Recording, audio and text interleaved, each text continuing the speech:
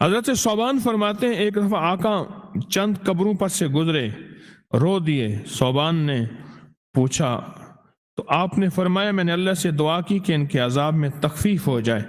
اور صوبان اگر یہ لوگ رجب کا ایک روزہ بھی رکھ لیتے اور ایک رات عبادت کر لیتے ان پر کبھی عذاب نہ ہوتا۔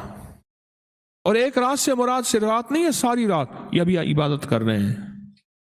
ہاں یہ نہیں ہے ساری رات، شام ڈھلتے ہی مغرب کے بعد رات ہو جاتی ہے رات کا کچھ حصہ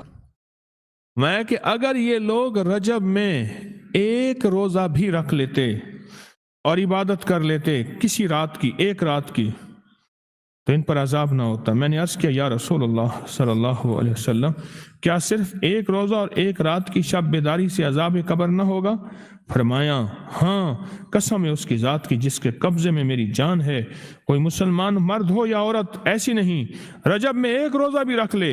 اور ایک رات کی شب بیداری کرے مگر اللہ اس کے لیے 1 سال کی عبادت لکھے گا جس میں اس نے روزہ رکھ کر شب بیداری، 1 سال وہ جس میں ساری رات جاگا اور سارا دن روزہ رکھا، اتنا ثواب ملے گا۔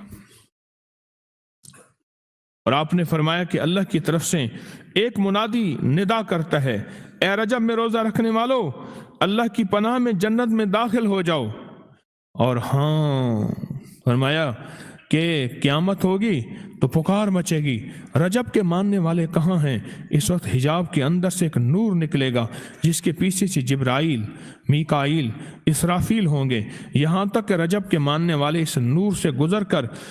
پہنچ جائیں گے جو ان کے لیے تیار کیا ہوگا اور اللہ کو سجدہ کریں گے۔ اللہ پاک فرمائیں گے تم اپنا سر سجدے سے اٹھاؤ، یہ سب دنیا میں ادا ہو چکے ہیں، اب منازل عزت کی طرف چلو،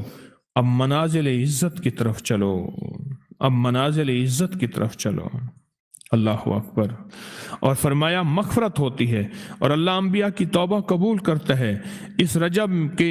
ایک روزے اور ایک تھوڑی سی عبادت سے اللہ اولیاء کو دشمنوں سے چھڑاتا ہے، اور 3 چیزیں اللہ کے ذمہ ہیں، معافی، باقی عمر کی عصمت، اور تیسری یہ کہ بڑی پیشی، یعنی روز قیامت پیاس نہیں لگے گی، روز قیامت پیاس نہیں لگے گی۔ یہ چھوٹی چھوٹی راتیں، یہ چھوٹے چھوٹے دن، یہ چھوٹے چھوٹے لمحے آتے ہیں، اور آتے اس لیے ہیں کہ ہمیں کچھ دے جائیں،